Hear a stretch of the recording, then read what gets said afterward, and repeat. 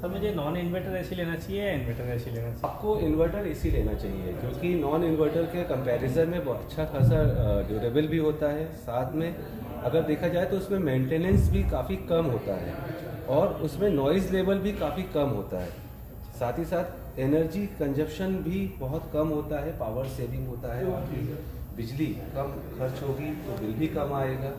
साथ ही साथ अगर आप देखेंगे तो इसके अंदर में अभी कन्वर्टेबल मोड्स आते हैं, वाईफाई आता है और सबसे मेन चीज़ ये है कि अगर आप देखेंगे तो आज के टाइम पे मार्केट में सारे ब्रांड इन्वर्टर एसी पे ही ज़्यादा फोकस कर रहे हैं। उसका एक रीज़न है, जो ऑन ऑफ एसी होते थे पहले वो कूलिंग करने के बाद ऑफ हो जाते थे, जिसको हम कहते हैं नॉन इन्वर्टर एसी।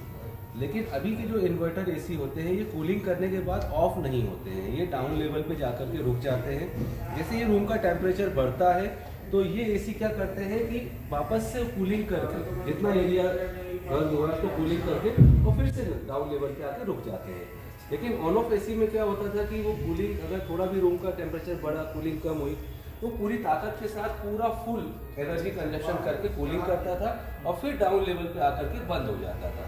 तो अगर उसके कंपैरिजन में आप देखो तो इन्वर्टर एसी बहुत अच्छे होते हैं। आपको ऑन ऑफ एसी की सलाह अभी मार्केट में अगर आप देखोगे तो सबसे ज़्यादा जो टेक्नीशियंस होते हैं जो कि इसको सुधारते हैं वही ऑन ऑफ एसी की सलाह देते हैं कि आप ऑन ऑफ एसी लीजिए, क्योंकि उनको नए इन्वर्टर एसी के बारे में कुछ भी नहीं पता, उनको रिपेयर करना नहीं आता, उनको इनके मेंटेनेंस के बारे में नहीं पता।